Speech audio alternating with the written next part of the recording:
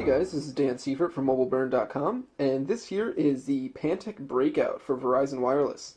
This is Pantec's first LTE device to come to market in the United States, and it is the first entry-level, I guess you could say, LTE device to come from Verizon, as it's coming in at a much lower price point for its release than other LTE devices that we've seen released this year. But don't let its low price fool you, because it does have some pretty impressive features and specifications. So let's take a quick look at this guy. For starters, what you can see here is you've got a 4-inch WVGA screen, so it's 480 by 800 pixels of resolution, and it's an LCD unit. It appears to be covered in plastic, to be honest with you. It doesn't feel as sturdy as the glass units that you might see on a more expensive phone, but it still is very responsive. As you can see here, it responds to my touch with ease. Above that, we've got a VGA front-facing camera, and then some light sensors, and your earpiece. There doesn't seem to be any notification light on this particular model, unfortunately. Below the screen, we've got some hardware buttons for the standard Android functions. So you've got menu, home, back, and search. And this kind of home back button here, it's a single button, but it rocks left and right to do the different actions there. It's got this kind of ridged, machined metal feel to it, so it feels pretty nice there. Along the front of the display is a rubber ridge that will probably collect some fair amount of pocket lint if you're taking the phone in and out of your pocket often enough, but it does give a little bit of a protection, especially if you put the phone face down on a surface. It will keep the screen itself off the surface area of wherever you're putting it down. Now below the buttons there, you've got your microphone port and this little textured area going on here. The phone in your hand is fairly light. It's about 138 grams, so it's not the heaviest unit that we've seen before, but it's not quite as light as a Samsung smartphones that we've seen recently.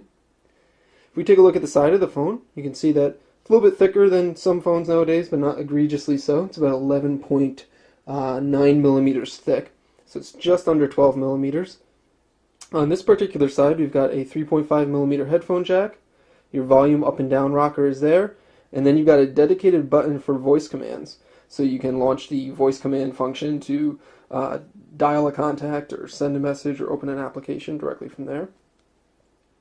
The bottom of the chin of the phone doesn't really have much going on. If we rotate over to the other side, we've got a dedicated camera key, which is nice to see. Unfortunately, it is a single stage button, so you can't half press to autofocus. You can just press the button and it will take the picture.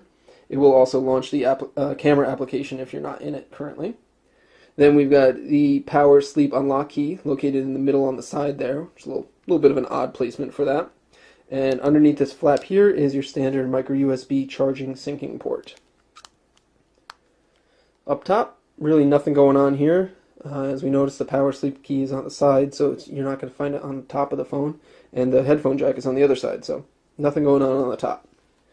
If we take a look at the back of the phone is covered in this texturized rubber finish, so it provides a nice amount of grip, gives it a little bit more durability or a better feel in your hand than, say, a glossy plastic or a cheaper plastic would. You've got a speaker here, looks to be a noise-canceling microphone there, and then a 5-megapixel autofocus camera front and center. As you can see here, there is no LED flash with this particular model. The 5-megapixel camera is capable of recording 720p video as well. We just pop open the back cover here, we can get access to our battery. Battery is a 1500 milliamp hour unit, and it will give you about 5.8 hours of talk time or 12.5 days of standby according to Verizon's numbers. Up above that, you can see the included 8 gigabyte micro SD card, and that slot does support up to 32 gigabyte cards. However, as you can see, you can't get it out without pulling the battery out, so you will have to pull the battery out in order to change your micro SD card. And then next to that is the 4G LTE SIM. Otherwise, not too much going on other than that under the battery cover. Taking a look at the software features on the Pantec Breakout for Verizon, what you can see here is we've got Android 2.3.3 Gingerbread installed, so it doesn't have support for Google Talk video chat, unfortunately, but it is Gingerbread. And you can see it's customized with Pantec's custom interface. And Pantec has gone a long ways to customize many parts of the OS, so it's got its own skin on top of a lot of things. As you can see here, you got this nice little live wallpaper behind our widgets and shortcuts. And there's a number of Pantech dedicated widgets for, you've got a clock here, a nice big weather widget. This is a social networking widget that allows you to catch up with various social feeds for Facebook, Twitter, and MySpace. We've got a notification widget there that can tell you your missed calls, new messages, and new emails. We've got a task manager widget that opens up the task manager application, very similar to what we have seen from Samsung as far as the task manager goes. It allows you to selectively kill particular applications. Over on the other side, we've got another clock widget with has your agenda in there and then the weather too, so it's a pretty informative widget there.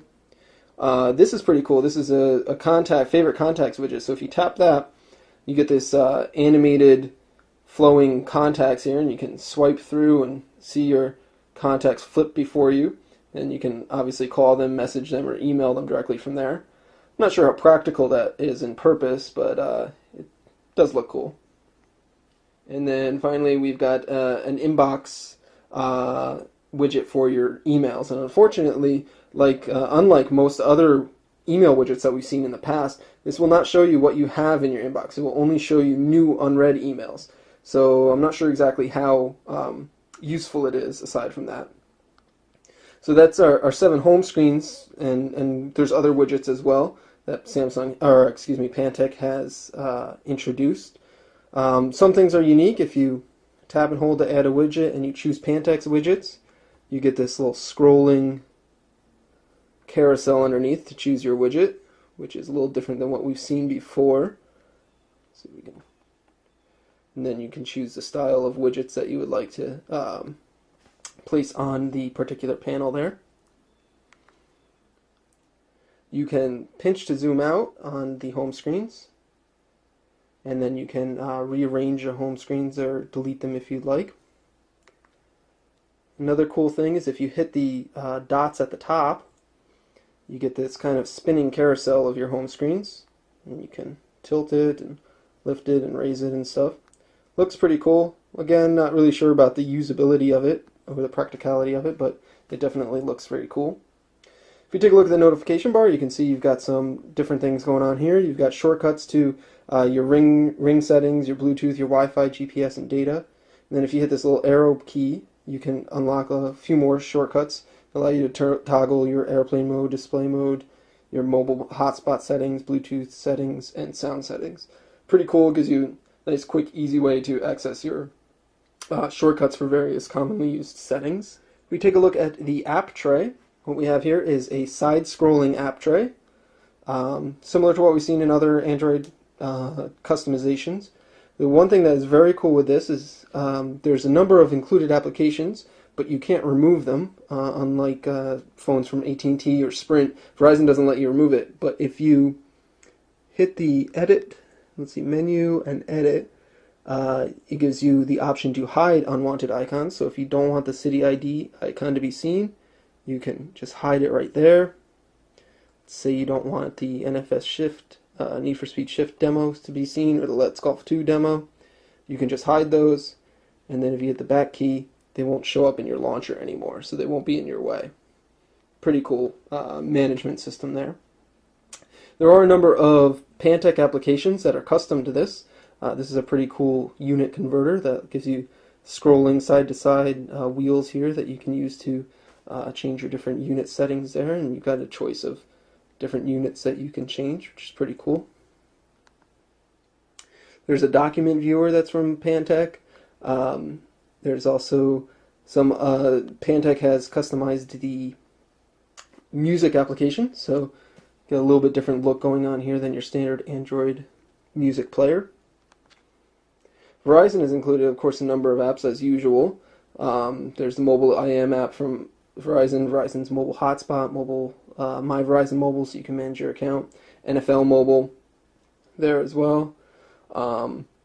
Slacker Radio is pre-installed, and of course the suite of VCast apps. So fair amount of apps, and then VZ Navigator as well. Fair number of apps out of the box pre-installed on the phone itself. There's a Pantech app here. It's a voice recorder, so you got a built-in voice recording app.